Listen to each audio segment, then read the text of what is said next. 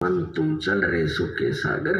जैसे समुद्र के अंदर जहाज चला जाता है 200 किलोमीटर 300 किलोमीटर, तो वहाँ चारों तरफ दृष्टि फैलाकर जहाज के यात्री देखते हैं, जल के अतिरिक्त कुछ भी दिखाई नहीं देता। जहाँ तक नजर जाती है सागर ही सागर दिखाई देता है। तो परमात्मा कहते हैं वहाँ सतलोक में ऐसे सुख ही सुख है, सुख ही सुख का सागर है, वहाँ कोई दुख नहीं। और फिर क्या बताते हैं, कोट जन्म तन भर मत होगे, कुछ ना हाथ लगा रे, कुकर सुकर खरबया बोरे, कौआ हंस उगारे। कोटि जन्म तू राजा की न मिटी न मन की आशा, विकसक होके दर दर घूमा ये मिला न निर्गुण रासा। असंग जन्म तन मरत्या होगे, जीवित क्यों ना मरे रे, द्वादश मध्य मैल मठ बोरे, बहुर ना दे धरे रे।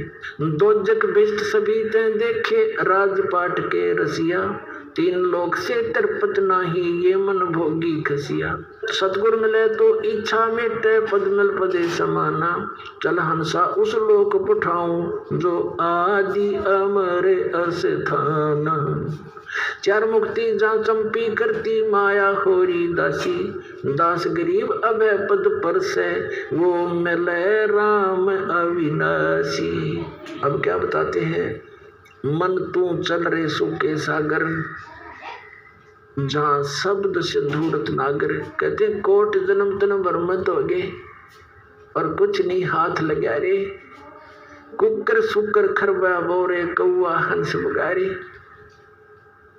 कोटि जन्म तू राजा की न्याह, मिटी न मन की आशा, भिक्षुकों के तू दर दर घूमा और मिला नी निर्गुण रासा। अब क्या बताते हैं परमात्मा,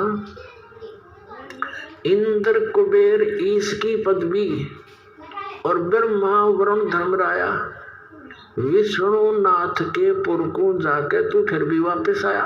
अपने आत्मा अध्यात्म ज्ञान के अभाव से हमने असंख्यों मनुष्य जीवन नष्ट कर दिए। भक्ति भी करते थे, साधना भी करते रहे, लेकिन मोक्ष नहीं हुआ। गीता जी अध्याय नंबर 18 के श्लोक नंबर 62 में गीता ज्ञानदाता कहता कि अर्जुन तू सर्व भाव से उस परमेश्वर की शरण में जा जो गीता ज्ञानदाता से अन्य है। उसकी कृपा से ही तू परम शांति को और सनातन परम धाम को प्राप्त होगा। गीता जी अध्याय नंबर 15 के श्लोक नंबर 1 से 4 में इसका सारांश है कि तत्वदर्शी संत की पहचान बताई है, जो उल्टे लटके हुए संसार रूपी वृक्ष के सभी विभागों को जानता है। यानी अक्षर पुरुष कौन है, सरपुरुष कौन है, शाखा क्या है, पत्ते क्या है और मूल यानी सबका उत्पत्ति करता कौन भगवान है। सवेदविद वो तत्वदर्शी संत है। तत्वदर्शी संत की प्राप्ति के उपरांत परमात्मा के उस परम पद की खोज करनी चाहिए, जहाँ जाने के बाद साधक फिर लौटकर कभी संसार में नहीं आते। और जिस परमेश्वर ने सभी ब्रह्मांडों की रचना की है और उसके अतिरिक्त और किसी की भी भक्ति साधना उपासना नहीं करनी चाहिए।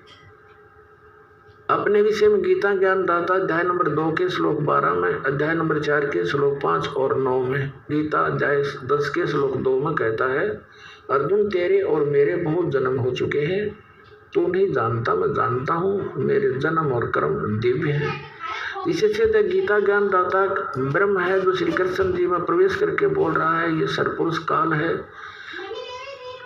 इसकी पूजा करने से भी जन्म मृत्यु समाप्त नहीं होती, क्योंकि ब्रह्म साधना से ब्रह्म लोक जाते हैं। 8वें अध्याय के 16वें श्लोक में लिखा है कि ब्रह्म लोक पर्यंत सब पुनरावृत्ति में है। तो गीता ज्ञानदाता की भक्ति करने से भी मोक्ष पूर्ण नहीं होता, वो पद नहीं मिलता जहाँ जाने के बाद साधक फिर लौटकर कभी नहीं आते। श्री ब्रह्मा रजगुण, श्री विष्णु सतगुण, श्री शिव जी तमगुण की भक्ति करने से भी जीव जन्म मृत्यु में ही रहता है। जैसे देवी भागवत गीता प्रेस गोरखपुर से प्रकाशित सचित्र मोटा टाइप, उसके 123 पृष्ठ पर भगवान विष्णु और शंकर स्वयं स्वीकार कर रहे हैं कि हमारा जन्म मृत्यु होता है, हम नित्य नहीं है, अविनाशी नहीं है। इसी सिद्ध हो गया कि इनकी साधना करने वाला भी नाशवान यानी उस स्थान को नहीं प्राप्त कर सकता, जाने के बाद फिर लौट कर नहीं आना पड़ता, और वहीं जाने के बाद वो शांति होगी, सुख होगा, और वो मिले बिना फिर सुख नहीं। यहाँ तो आप जेल में हो, यहाँ काल की। परमात्मा ने बताया कि 21 ब्रह्मांड काल की एक जेल है। एक पुण्य एक पापी आया, एक है सोम दलेल बे और गरीब दास सतपुरुष भजन बिन।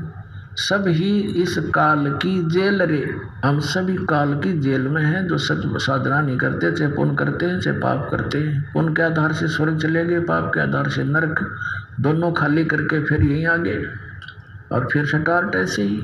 तो ये चक्र परमात्मा की दया से अब समाप्त हो सकता है।